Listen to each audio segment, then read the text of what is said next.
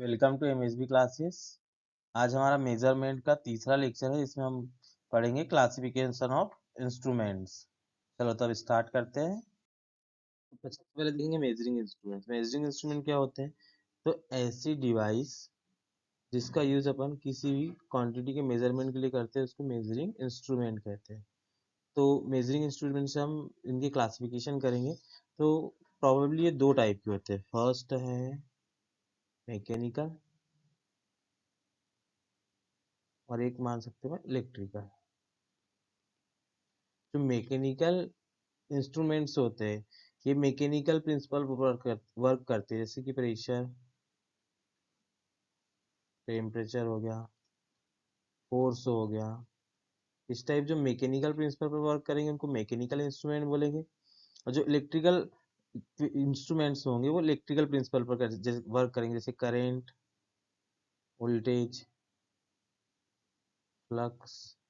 तो इनको बोलेंगे इलेक्ट्रिकल इंस्ट्रूमेंट। तो जो इलेक्ट्रिकल इंस्ट्रूमेंट्स होते हैं वो टू टाइप्स के होते हैं, एब्सोल्यूट इंस्ट्रूमेंट और सेकेंडरी इंस्ट्रूमेंट। इनका जो क्लासिफिकेशन अपन पूरा आगे वाली स्लाइड में देखेंगे। अकॉर्डिंग टू इलेक्ट्रिकल क्वांटिटी जो क्लासिफिकेशन होता है इंस्ट्रूमेंट का वो टू टाइप से होता है। पहला होता है एब्सोल्यूट इंस्ट्रूमेंट और दूसरा होता है सेकेंडरी इंस्ट्रूमेंट। जो पहला होता है एब्सोल्यूट इंस्ट्रूमेंट, इसको हम बोल सकते हैं प्राइमरी इंस्ट्रूमेंट। प्राइमरी इंस्ट्रूमेंट, जो प्राइमरी इंस्ट्रूमेंट होते हैं तो ऐसे इंस्ट्रूमेंट जो किसी भी क्वांटिटी को मेजर करके सीधे ही शो कर देते हैं, ना ही उन्हें किसी दूसरी क्वांटिटी में चेंज करते हैं, बिना चेंज के शो कर देते हैं, और ना ही इसे किसी दूसरे से कंपेयर करते हैं। तो ये कंपेयर भी नहीं करते हैं, बिना कंपेयर किए डायरेक्ट शो कर देते हैं, इनको बोलते हैं एब्सोल्यूट इंस्ट्रूमेंट। इनका यूज नॉर्मली लैब में होता है।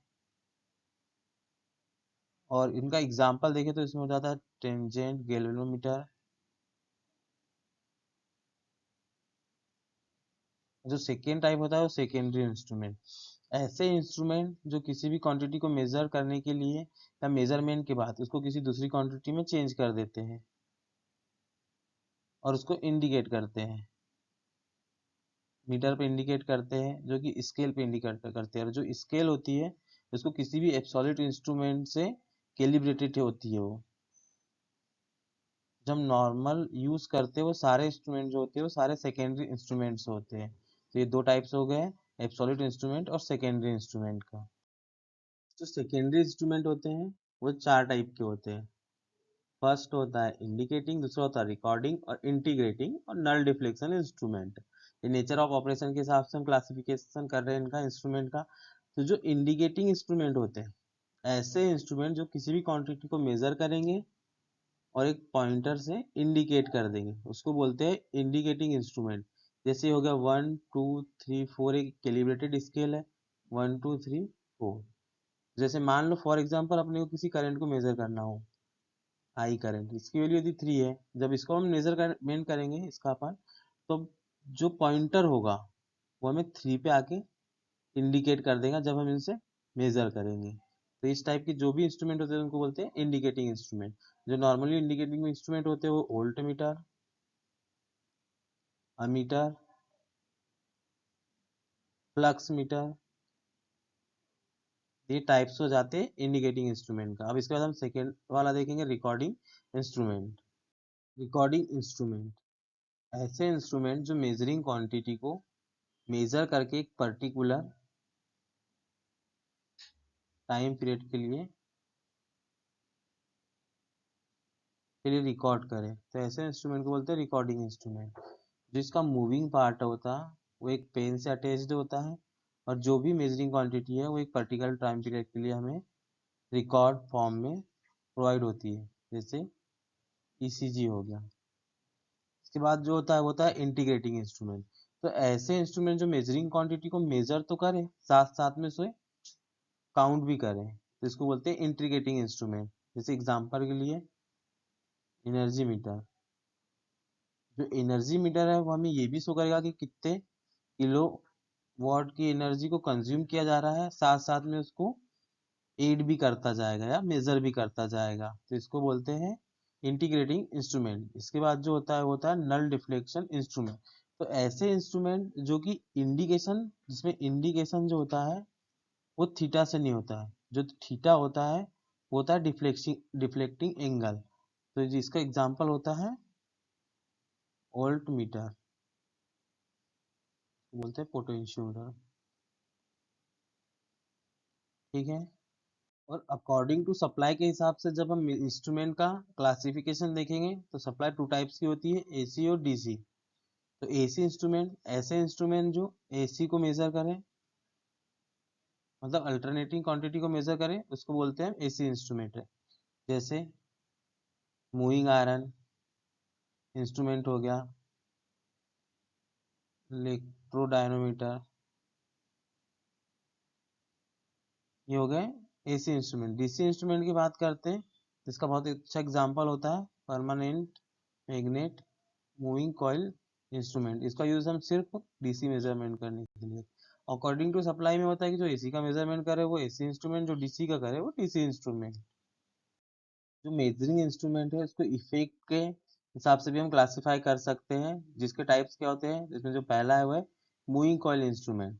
ऐसे इंस्ट्रूमेंट जिसमें जो फील्ड बनता है एन एस, वो तो कांस्टेंट होता है, वो मूव नहीं करता है, लेकिन जो कॉइल होती है वो रोटेट होती है, जिससे कि पॉइंटर लगा होता है वो मूविंग होती है।